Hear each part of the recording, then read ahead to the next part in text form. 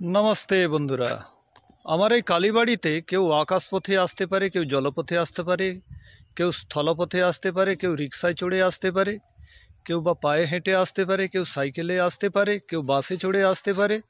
গন্তব্য কিন্তু সেই কালীবাড়ি।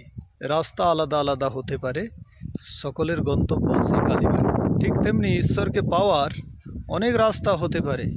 কেউ অনুকূল ঈশ্বরকে পেতে চায়, কেউ বা ইস্কন সম্প্রদায় হতে পারে, কেউ বা রসুল মোহাম্মদের দেখানো সেই ইসলাম ধর্ম হতে পারে, বা কোনো খ্রিস্টান ধর্ম হতে পারে।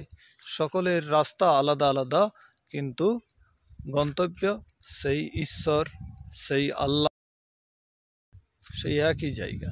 বন্ধুরা, এ কথাটা কে বলেছিলেন? কোনো একজন বিখ্যাত ব্যক্তি বলেছিলেন, আর আপনারা সকলেই জানেন তার নাম। এ কথাটা কতখানি যুক্তিপূর্ণ। দুটো পরস্পর বিরুদ্ধ মত ঈশ্বর পাওয়ার পথ হতে পারে কি? ধরুন, কোনো একজন সত্য বলাকে ধর্ম ভেবে রেখেছে, কেউ মিথ্যা বলাকে ধর্ম ভেবে রেখেছে। দুটো পরস্পর বিপরীত দুটো মত, তাহলে দুটো মতই কি ঈশ্বরকে পাওয়ার পথ হতে পারে?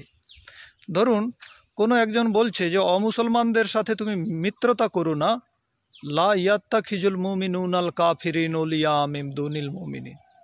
আর কোনো একটি শাস্ত্র বলছে যে তুমি সবাইকে মিত্রতার দৃষ্টিতে দেখো, মিত্রতার নেত্র নিয়ে দেখো।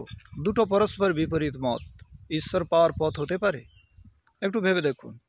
কোনো একটি মত বলছে যে তুমি কোনো প্রাণীকে বধ করো না, সব প্রাণীকে অন্ন দান করো, তাদেরকে রক্ষা করো, তাদেরকে বাঁচাও।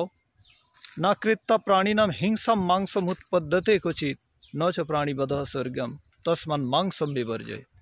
অর্থাৎ প্রাণী বধ করা একটা হিংসা, আর হিংসার দ্বারা কখনো ঈশ্বর প্রাপ্তি হয় না, স্বর্গ সুখ পাওয়া যায় না। এই জন্য তুমি হিংসাকে ত্যাগ দাও, সব প্রাণীর রক্ষা করো, কোনো বন্ধন করবে না কোনো প্রাণী, কোনো প্রাণীকে বধ করো না।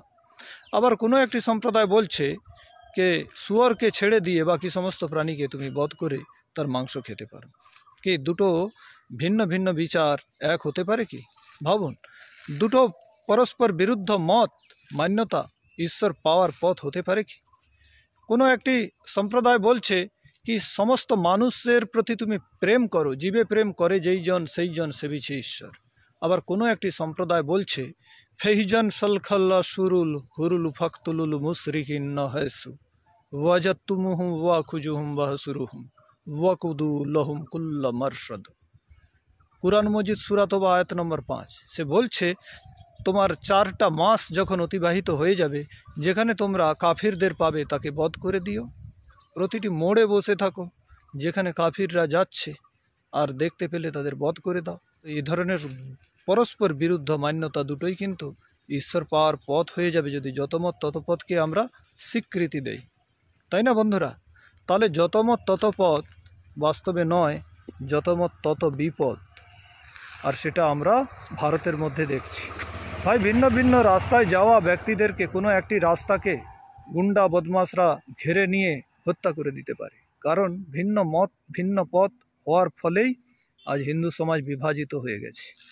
তারা ঐক্যবদ্ধ হতে পারছে না, তাদের রাস্তা এক হতে পারছে না, আর সেই সুযোগে শত্রুরা ঘাত লাগিয়ে বসে কোনো একটি পথকে ঘিরে তারা হত্যা করে দিচ্ছে। অন্য পথের তুষ্টিকরণ, একটি পথের দমন, যেটা মোগলরা করেছিল।